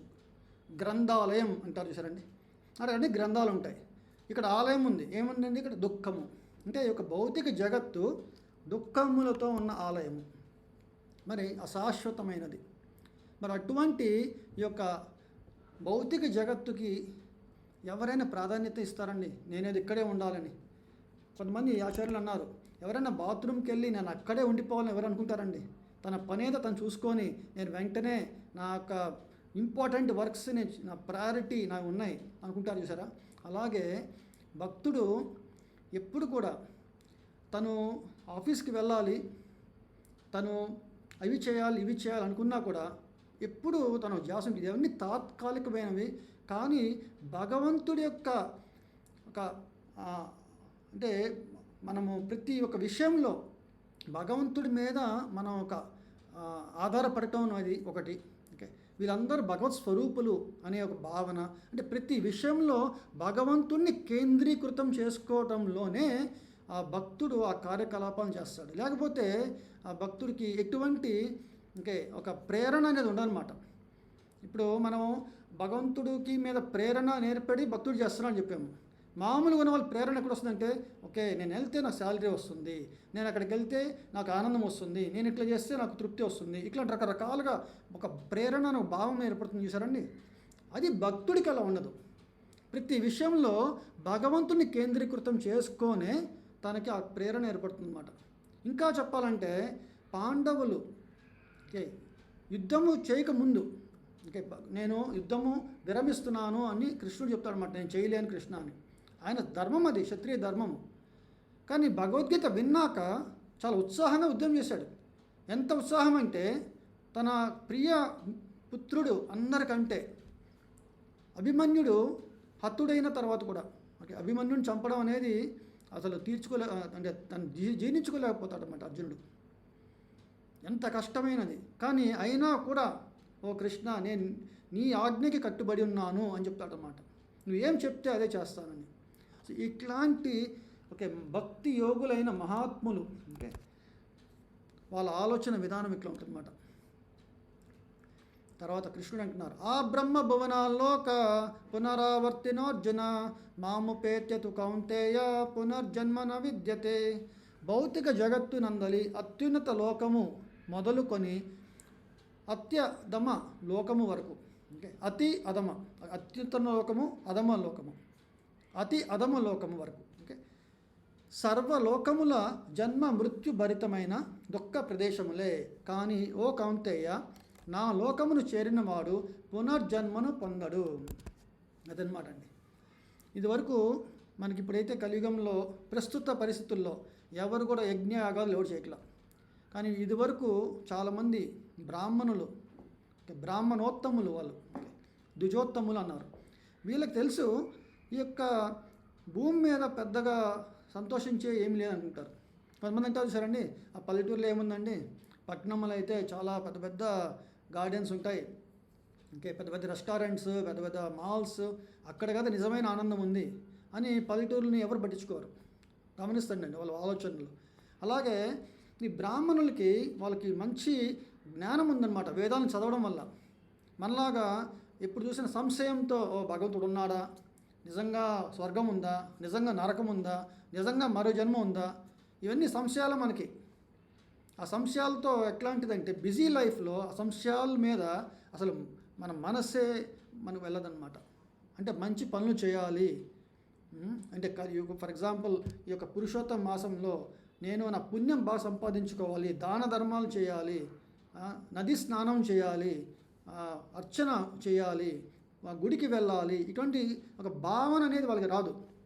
ఎందుకంటే నాకు చాలా డబ్బులు ఉన్నాయి, నాకు చాలా పనులు ఉన్నాయి, అవి ఉన్నాయి, ఇవి ఉన్నాయి, వీటితోనే నేను టైం నాకు సరిపోవట్లేదు, నేను ఇవి చాలా ముఖ్యమైన నా యొక్క జీవితంలో లక్ష్యాలు అనుకుంటారన్నమాట. కానీ ఇక్కడ బ్రాహ్మణోత్తంలో వాళ్ళు ఎట్లా ఆలోచిస్తారంటే నేను స్వర్గాన్ని పొందాలి అనుకుంటారన్నమాట. అందుకే శ్రీకృష్ణ భగవాన్ అన్నారు, ఓ అర్జున, బ్రహ్మలోకం, ఆ బ్రహ్మ భువనాల్లోక, అంటే పునరావర్తిన అర్జున, పునరావృత్తి ఉంటుంది తెలుగులో కూడా పదం అనమాట. పునరావృత్తి అంటారు కదండి. సో అందుకే ఇక్కడ శ్రీకృష్ణ భగవానుడు అన్నారు, మాము పేతతు కౌంతేయ పునర్జన్మ నా విద్యతే. సో నన్ను చేరినవాడు పునర్జన్మ పొందడు. ఇప్పుడు మరి బ్రహ్మలోకం వరకు కూడా వెళ్ళినా మరీ తిరిగి రావాలా అనే ఒక సంశయాన్ని కృష్ణ భగవానుడు సంక్షిప్తంగా చెప్తున్నారు అన్నమాట. మానవ పరిగణమును అనుసరించి 1000 మహాయుగముల కాలము బ్రహ్మదేవునికి ఒక దినము అగును. అతని రాత్రి కూడా అంటే పరిమాణమును కలిగి ఉండను. సో ఇక్కడ మనము ఒక డే అంటే 24 అవర్స్, ఒక మంత్ అంటే 30 డేస్, ఒక ఇయర్ అంటే 365 డేస్ అంటే 12 మంత్స్, ఇలాగ మనము చూస్తే 100 సంవత్సరాలు అని చెప్తాం చూసారండి, మన లైఫ్ స్పాన్ ఆయుర్దాయం. అలాగే బ్రహ్మ యొక్క ఆయుర్దాయం కూడా 100 సంవత్సరాలే. కానీ ఆ 100 సంవత్సరాలను ఎట్లా మనం మన యొక్క మన కన్వర్షన్ చేసుకుంటే ఈ యొక్క సత్య త్రేత ద్వాపర కలి అనేది ఒక దివ్య యుగము, మహాయుగం అంటారు. మరి అటువంటి ఆ మహాయుగాన్ని అంటే 4 యుగాలని కలిపి మహాయుగము, ఆ మహాయుగాన్ని 1000 సార్లు అంటే అనుసరిస్తే అది బ్రహ్మదేవుడి యొక్క ఒక దినము, అంటే 12 అవర్స్ అన్నమాట. అలాగే బ్రహ్మదేవుడు పడుకున్నప్పుడు ఈ యొక్క 3 లోకాలు ప్రళయానికి లోనవుతుందన్నమాట. మళ్ళీ ఆ నిద్ర లేవగానే మళ్ళీ సృష్టి ఏర్పడుతుంది. సో ఇలాగ ప్రతిరోజు సృష్టి మళ్ళీ రాత్రి మళ్ళీ పోతుంది. ఇట్లాగా ముందు శ్లోకాలు చెప్తారన్నమాట. అట్లా బ్రహ్మదేవుడు ఆయన ఒక 100 సంవత్సరాలు ఆయన ఈ యొక్క జగత్తుని రక్షిస్తున్నారు అన్నమాట. ఓకే, సో అట్లాగే చెప్తున్నారు ఇక్కడ, బ్రహ్మదేవుని పగటి సమయమున ఆరంభమైనంతటనే జీవులందరూ అవ్యక్త స్థితి నుండి వ్యక్తము చెంది పిదప అతని రాత్రి ప్రారంభమైనంతనే తిరిగి అవ్యక్తమునందు లీనమగుదురు. ఓకే, మనం ఈరోజు శరీరాన్ని పొందాము. ఓకే, వ్యక్తులే అన్నమాట. శరీరాన్ని విడిచినప్పుడు అవ్యక్తం అవుతాము, అంటే మనం కంటికి కనబడం అన్నమాట. అలాగే ఇక సృష్టి ఎప్పుడు ఉంటుంది, కానీ వ్యక్తమవుతుంది, అవ్యక్తమవుతుంది. ఇప్పుడు బ్రహ్మదేవుడి యొక్క పగటి సమయంలో వ్యక్తమవుతుంది, బ్రహ్మదేవుడి రాత్రి సమయమున అవ్యక్తమవుతుంది. ఓకే, ఇది చెప్తున్నారు. అంటే బ్రహ్మదేవుడికి కూడా ఆయుర్దాయం ఉంది అని చెప్తున్నారు. బ్రహ్మదేవుని పగట సమయమును ఆరంభమైనప్పుడు జీవులందరూ మరలా వ్యక్తమగుచు అతని రాత్రి ఆరంభమైనంతనే వివశులై నశించుదురు. అంటే మనం ఏది ఇక్కడ శాశ్వతం కాదు అనేది అర్థం చేసుకోవడానికి, నా యొక్క 100 సంవత్సరాల్లో నేను ఈ శరీరాన్ని వదిలి మరో శరీరం వెళ్తున్నాను. అలాగే స్వర్గలోకానికి వెళ్ళిన వాళ్ళకి మన 6 నెలలు కలిపి ఒక దినం అనమాట అక్కడ వాళ్ళకి. అలాగే బ్రహ్మలోకానికి వెళ్తే చెప్పారండి నాకు సహస్రయుగ పర్యంతం అట్లాగా. సో అట్లాగా బ్రహ్మలోకానికి వెళ్ళినా కూడా జన్మ మృత్యు జర వ్యాధి అనే దుఃఖములు 4 ఉంటాయన్నమాట అని చెప్తున్నారు. ఈ వ్యక్తావ్యక్త జగత్తునకు అతీతమైన శాశ్వతమైన మరి ఒక అవ్యక్త ప్రకృతి కలదు. అది పరమోత్కృష్టమును నాశరహితమును అయ్యున్నది. ఈ భౌతిక జగత్తునందు గల సమస్తము నశించినను అది మాత్రము యథాతథముగా నిలిచి ఉండును. ఇక్కడ చూడండి, చాలా చక్కగా వివరించారు. ఓకే, ఈ భౌతిక జగత్తుకి అతీతముగా శాశ్వతమైన ఒక ప్రకృతి అనేది ఉంది. ఓకే, అంటే మనకి అర్థం చేసుకోవడానికి ఇది ఎన్ని గ్రహాలను చూసినా ఒక్కొక్క గ్రహం పైన ఒక్కొక్క స్థితి ఉంటుందని చెప్పారు. మనకి ఇది ఎట్లా అర్థం చేసుకోవాలంటే ప్రపోజలు ఉన్నారు.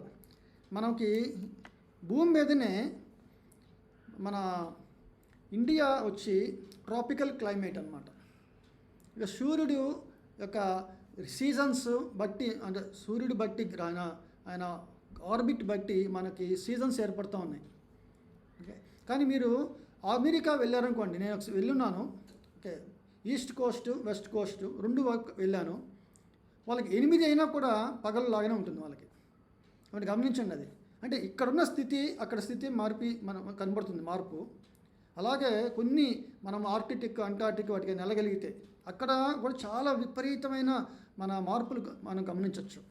అంటే మనం ఉన్న స్థితిని చూసి మనంతా ఇదే ఉంటుంది, ఇంకెక్కడ ఏమి లేదు అనుకోవడానికి లేదు. మన భూమి మీదనే ఇన్ని రకరకాల పరిస్థితులు అనేది కనబడుతుంటే మరి వేరే గ్రహాల్లో ఇంకా ఇటువంటి పరిస్థితులు ఉంటాయి, అర్థం చేసుకోవాలి.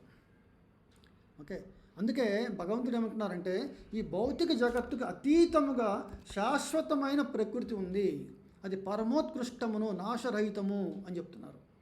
మరి ఈ సమస్తము నశించినా కూడా అక్కడ మాత్రం యథాతథంగా నిలిచి ఉండను, అదే వైకుంఠము, విగత కుంట అన్నమాట. వేదాంత తత్వజ్ఞులు దేనిని అవ్యక్తము అనియు అక్షరము అనియు వర్ణింతురో, ఏది పరమ లక్ష్యముగా తెలియబడుచున్నదో, ఏ ప్రదేశమును పొందిన పిమ్మట జీవులు వెనకకు తిరిగి రారో అది ఏ నా దివ్యధామము. ఇక్కడ చూడండి, యం ప్రాప్య నా నివర్తంతే తద్ధామ పరమం మమ. తద్ధామ ఆ ధామము, సనాతన ధామము, పరం ధామము, అది నా ధామము, మమ అని చెప్తున్నారు.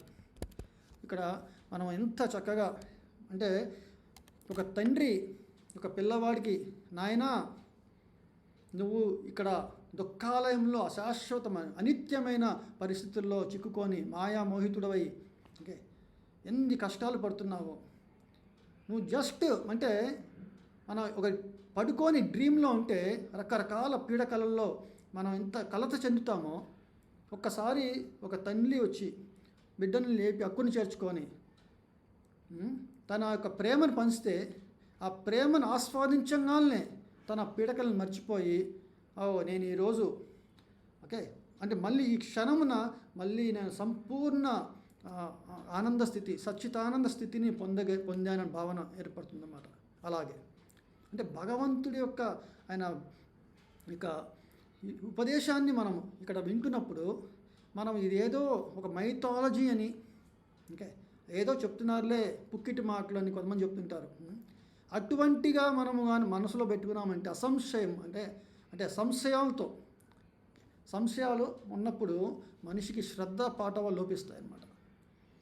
ఆ శ్రద్ధ పాఠవాలు ఎప్పుడైతే లోపిస్తాయో వాళ్ళ భౌతిక జగత్తులో వాళ్ళకి మనశ్శాంతి కరువుతుంది, వాళ్ళ బుద్ధి ఇప్పటికీ వికసించదు. ఎందుకంటే బుద్ధి వికసించడానికి తోడ్పాటు చేసేదే మనలో ఉన్న సత్వగుణం అన్నమాట. మన బుద్ధి మంచిగా వికసించాలంటే సత్వగుణంలో ఉండాలి. ఆ సత్వగుణంలో ఉంటేనే మనకు అర్థమవుతాయి. మీరు ఒకటి అర్థం చేసుకోవాలి, ఒక మనిషి ఒక మంచి ఒక దశలో ఉన్నప్పుడు అన్నిటినీ ఆస్వాదించగలుగుతాడు. ఒక వ్యాధిగ్రస్తుడైతే ఆ తినే ఆహారం రుచించదన్నమాట. అదే ఆహారము కానీ వ్యాధిగ్రస్తుడైతే రుచించదు. మరి అన్నిటిని ఆస్వాదించాలంటే ఒక శరీరము చాలా హెల్తీగా ఉండాలన్నమాట, ఆరోగ్యంగా ఉండాలి. సో అలా ఆరోగ్య స్థితిని పొందడాన్నే ఈ భౌతిక జగత్తులో సత్వగుణంలో ఉండాలి. దాన్ని బ్రాహ్మణికల్ క్వాలిటీస్ అన్నారు. ఆ లక్షణాలు ఏర్పడినప్పుడే ఇక్కడ చెప్తారు వేదాంత తత్వజ్ఞులు చెప్పిన ఈ యొక్క అవ్యక్తమని అక్షరమని వర్ణిస్తారన్నమాట. అదొక ధామం ఉంది, పరంధామాన్ని ఆ ప్రదేశాన్ని పొందాలి, అదే భగవంతుడు ఒక దివ్యధామం అని చెప్పారు. మనము తిరుపతి వెళ్తే అక్కడ మనకి ప్రదక్షిణ చేస్తున్నప్పుడు మనకి అంటుంటారు స్వామివారి విమాన వైకుంఠ వెంకటేశ్వర స్వామి అని. సో విమాన వెంకటేశ్వర స్వామి ఓకే ఆయన అక్కడి నుంచి వస్తున్నారు వెళ్తున్నారు ఇట్లా అని ఇవన్నీ దండం పెట్టుకుంటూ ఉంటారు. కానీ బయటికి వచ్చిన తర్వాత వాళ్ళ లక్షణాలు ఎట్లా ఉంటాయి ఆలోచించండి. ఓకే అంటే గుడిలో ఉన్న లక్షణము స్వభావం ఎట్లా ఉంటుందో వాళ్ళ సద్భావము మన బయటకు వచ్చినప్పుడు ఎందుకు లేదంటే దానికి కారణం ఏంటంటే వాళ్ళ భక్తుల సాంగత్యంలో లేకపోవడం అన్నమాట.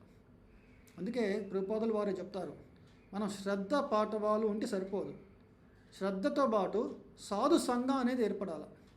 ప్రతిరోజు మన సాధువుల సాంగత్యంలో కాస్త భగవద్గీత ఉపదేశాన్ని వినడం వల్ల వాళ్ళ అంటే మంత్రోచ్చారణ అంటే మన హరే కృష్ణ మహామంత్రాన్ని జపం చేయడం వల్ల మనల్ని మేల్కొల్పి చేస్తుంది అన్నమాట. అదండి అప్పుడే మన భగవత్ చింతన అనేది మనకి ఏర్పడుతుంది.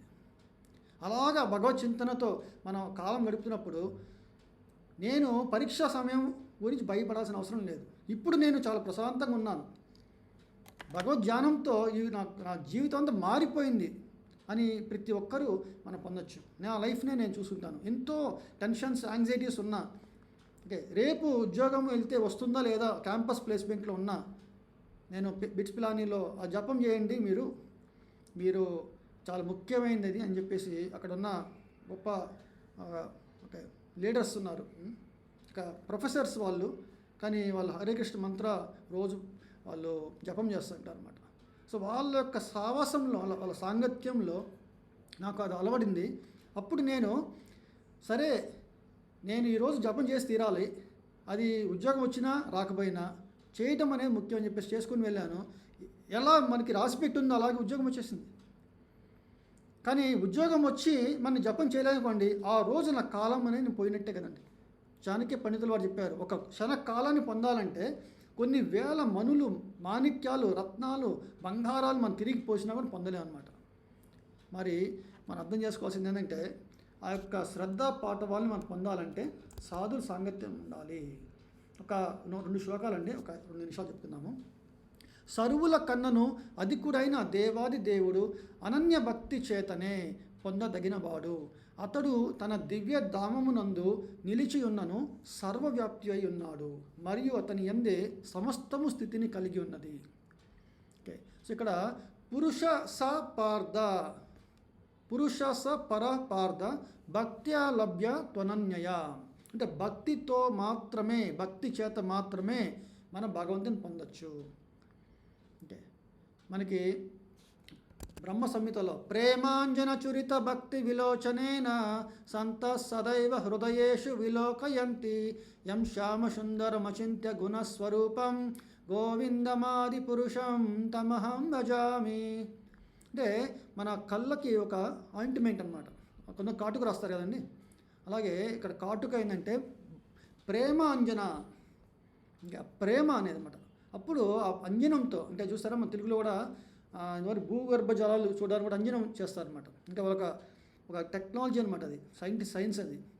సో ప్రేమాంజన చురిత భక్తి విలోచన, భక్తి భావముతో ఉన్నప్పుడు భగవంతుని ఎప్పుడు సర్వవేళ సర్వవస్థ మన హృదయంలోనే ఆయనకు దర్శనం మనకు లభిస్తుంది అనమాట.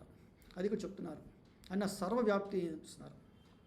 ఓ భరతవంశ శ్రేష్ఠుడా, ఏ కాలమునందు ఈ జగత్తును వీడుట ద్వారా యోగి వెనుకకు తిరిగి వచ్చుట జరుగునో లేక తిరిగి రాకుండానో నీకు నేను ఇప్పుడు వివరించదను. ఇది యోగుల గురించి చెప్తున్నారండి, మనం చాలా వివరంగా చెప్పడం లేదు ఇక్కడ. అంటే కొంతమంది మంచి టైంలో తన శరీరాన్ని విడిచేస్తే, మీకు చెప్తున్నాను, నేను కొంతమంది రిలేటివ్స్ చూశానండి, వెంటిలేటర్ పైన ఉన్నప్పుడు ఆల్మోస్ట్ ప్రాణవాయువు వదిలేసినట్టే, కానీ అయినా కూడా మిషన్ పనిచేస్తూ ఉంటుంది. డాక్టర్ గారు వచ్చి పలానా టైం చెప్పగానే వెంటనే ఆయన చనిపోయిన టైము, ఓకే, మన బ్రాహ్మణులకి ఫోన్ చేసి పురోహితులకు చెప్తారు, ఏమండి ఈ టైం మంచిదేనా, ఏం దోషాలు ఉన్నాయా, శాంతిలం చేయించుకోవాలా, ఇలాంటివన్నీ ఆలోచిస్తూ ఉంటారు చాలామంది. ఓకే, ఈ రోజుల్లో మనం మోడర్న్ టెక్నాలజీ లేకపోతే మోడర్నైజ్ కల్చర్, వీటి మీద మెట్రోపాలిటన్ కల్చర్ మనం వదిలేసాము, కానీ ఇదివరకు వీటన్నిటిని చాలా ఇంపార్టెంట్గా చూసుకునేవాళ్ళమాట. ఎందుకంటే వెళ్ళిన వాళ్ళకు సౌఖ్యం చాలా ఇంపార్టెంట్, అందుకే వాళ్ళకి పిండ ప్రదానం అన్నీ చక్కగా చేసేవాళ్ళు. సో ఇక్కడ కృష్ణుడు అంటున్నారు, వీళ్ళు నిజంగా వైకుంఠ ధామాన్ని పొందారా లేదా. మనకి భీష్మ పితామహుడు ఒక ఉదాహరణ చెప్పుకోవచ్చు. ఆయన ఉత్తరాయణం వరకు వెయిట్ చేశారు, ఇప్పుడు చెప్తున్నారు ఇక్కడ. అదే పరబ్రహ్మము నెరిగిన బ్రహ్మ వీళ్ళు అగ్నిదేవుని ప్రభావమునందును కాంతి ఎందును పగటి అందలి ఏదేని శుభ గడియందును శుక్ల పక్షమునందును లేక సూర్యుడి ఉత్తరమునకు ప్రయాణించుచు ఉత్తరాయణ పుణ్యకాలమునందలి 6 మాసములందు నీ జగమును విడుచుట ద్వారా అంటే ఆ పరబ్రహ్మను పొందును. సరేండి, అందుకే ఉత్తరాయణము అని గొప్పగా చెప్తారు అన్నమాట. దానికి ఆపోజిట్గా ధూమ సమయమునందును రాత్రి ఎందును కృష్ణ పక్షమునందును సూర్యుడు దక్షిణమునకు ప్రయాణించు దక్షిణాయన సమయమునందును మరణించి యోగి చంద్రలోకమును పొంది మరల వెనుకకు తిరిగి వచ్చురు. ఇట్లాగా ఎన్ని చెప్తారన్నమాట. ఇంకా 2 శ్లోకాలండి, జస్ట్ మనం చదివితే అర్థమైపోతుంది. వేదాభిప్రాయం అనుసరించి శుక్లగతి కృష్ణగతి అని ఈ జగత్తును విడిచిపోవు మార్గములు 2 కలవు. అంటే శుక్లగతి, మన శుక్లపక్షము కృష్ణపక్షం అంటారు చూసారండి, అలాగా. ఈ శుక్లగతిన మరణించువాడు తిరిగి రాకుండును, కృష్ణగతిన మరణించువాడు తిరిగి వచ్చును. ఇలాగ చెప్తున్నారు. ఓ అర్జున, ఇక్కడ కృష్ణుడు అంటున్నారు, మరి ఎన్ని చదివిన తర్వాత మరి నేనెప్పుడు యుద్ధం చేస్తున్నాను, ఏ టైంలో అయినా సరే ఏం చెప్పలేము, నువ్వు అంటే ఉన్నావు నాకు, నా యొక్క శ్రేయోభిలాషివి, నన్ను అన్నీ చూసుకుంటూ నా యొక్క యోగక్షేమాలన్నీ నువ్వే చూసుకుంటున్నావు నాకు తెలుసు. కానీ అయినా కూడా కృష్ణుడు అందరిని ఉద్దేశించి, ఓ అర్జున, భక్తులు ఈ 2 మార్గంలో ఎరిగినప్పటికీ ఎన్నడూను కలత చెందరు కనుక నీవు భక్తి యందు సదా స్థిరుడు కమ్ము. వేదేషు యజ్ఞేషు తపస్సు చైవ దానేషు యత్ పుణ్యఫలం ప్రదిష్టం అత్యేతి తత్సర్వమిదం విదిత్వా యోగి పరం స్థానముపైతి చాద్యం. వేదాధ్యాయమును వలనను తీవ్ర తపస్సులతో కూడిన యజ్ఞ ఆచరణము చేస్తారు కొంతమంది. ఓకే, సో వేదాలను అధ్యయించిన, తపస్సు చేసిన, యజ్ఞాలను ఆచరించిన, దానములు చేసిన, భక్తియుత సేవ మార్గమును చేపట్టు మానవునికి ఆధ్యాత్మికముల మరియు కామ్య కర్మలు అనుసరించిన వలనను కలుగా ప్రతి ఫలితము లభిస్తుందన్నమాట. అంటే కొంతమంది అంటుంటారండి, అరే నువ్వు భక్తి చేస్తున్నావు, ఆఫీస్కి సరిగా పనిచేస్తావా, లేకపోతే కొంతమంది సత్యనారాయణ స్వామి వ్రతం చేస్తున్నారు, కొంతమంది ఈ యొక్క నోములు వస్తున్నారు, మీరేమో ఎప్పుడు చూసినా హరే కృష్ణ మంత్రమే జపిస్తున్నారు, లేకపోతే భగవద్గీత చదువుతారు, ఇంకేం చేయరు మీరు, పుణ్యక్షేత్రాలు దర్శించారు, పుష్కరాలకి రారు, అంటే రకరకాల మంది మాటలు వింటుంటారు అన్నమాట. మరి ఇక్కడ భగవంతుడు అంటున్నారు, ఇవన్నిటినీ మనం ఎవరైనా చేసినా ఆ అన్ని యొక్క ఫలిశ్రుతి అంటారు, ఫలితములు భక్తుడికి వస్తుందన్నమాట. అంటే ఎట్లా చెప్తున్నారు అంటే, కేవలము భక్తియుక్త సేవను అనుసరించుట ద్వారా అతడు వీటన్నిటినీ పొందుటయే గాక అంత్యమున శాశ్వతమైన దివ్య ధామమును సైతము చేరగలడు.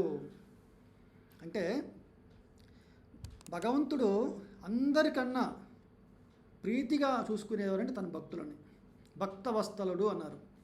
అంటే భక్తుడు ఎప్పుడు ఈ లైఫ్లో సౌఖ్యంగా ఉంటాడు, మరు జన్మలో కూడా సౌఖ్యంగా ఉంటాడు. ఓకే, దీనికి పెద్ద శ్లోకము చెప్పుకోవచ్చండి ఉదాహరణకి. ఓకే, ఈరోజు ఇంతటితో మనం సంక్షిప్తంగా చెప్తున్నాను ఈ శ్లోకాన్ని. ఒక చిన్న మన భావన ఏంటంటే, చాలామంది భగవంతుణ్ణి గొప్ప కోరికల్ని తీర్చుకోవడానికి దాన్ని వేడుకుంటున్నారు. వాళ్ళకి కల్పవృక్షం ఎట్లయితే తన కోరికలని బట్టి వాళ్ళు ఇస్తారో అట్లా కల్పవృక్షం ఇస్తుంది. అంటే భగవంతుడు కల్పవృక్షంతో సమానం. కానీ భక్తులు భగవంతుని ఏమి కోరుకోరు. వాళ్ళ భక్తులు కోరుకునేదంటే భక్తియుక్త సేవలో ఉండాలనుకుంటారు.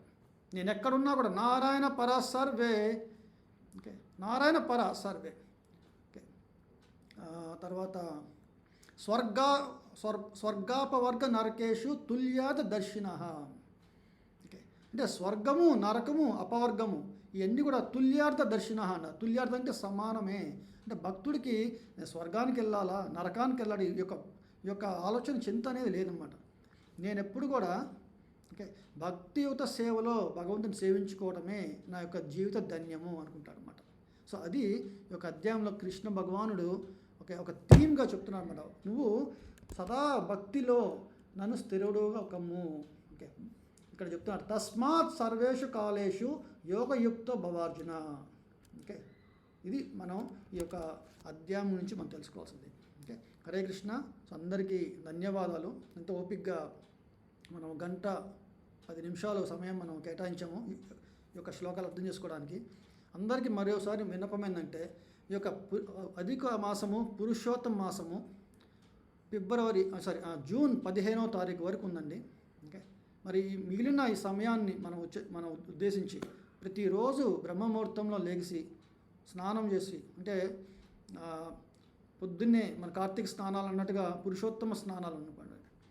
మన చక్కగా భగవంతుడి ఆయన పూజా విధానము ఎవరైనా చేసేవాళ్ళు, అలాగే కాసేపు హరే కృష్ణ మంత్ర జపం చేయడము. ఓకే, ఇలాంటి మనం కానీ చేస్తూ యొక్క సమయాన్ని మనం భగవంతుడి సేవలో వినియోగించినప్పుడు నేను చెప్పుకున్నాం కండి, శ్రద్ధతో భక్తి రతి అనేది ఏర్పడుతుంది, అనుక్రమిష్యతి. అది మనం చూస్తామన్నమాట మన జీవితంలో. అప్పుడు మిగతా వాటి మీద ఎటువంటి ఆకర్షణ అనేది ఉండదు మనకి. అలానే ఆకర్షణ లేకపోవడం వల్ల మనం నిజంగా ఆనందం పొందడం లేదంటే మహత్ ఆనందాన్ని పొందుతాడు. మరి ఇక్కడ చెప్తున్నారు సార్, అన్ని పొందుతాడు, అన్ని ఫలితములని. అది మనం ఇక్కడ అర్థం చేసుకోవాలి. హరే కృష్ణ. గ్రంథరాజ్ శ్రీమద్ భగవద్గీతకి జై. సమవేత గౌర భక్త వృందకి జై. All glories, all glories, all glories to Shri Guru and Shri Gauranga. All glories to Srila ప్రభుపాదకి జై. హరే కృష్ణ కృష్ణ కృష్ణ హరే హరే, హరే రామ రామ రామ హరే హరే. హరే కృష్ణ. Thank you Prabhuji. హరే కృష్ణ.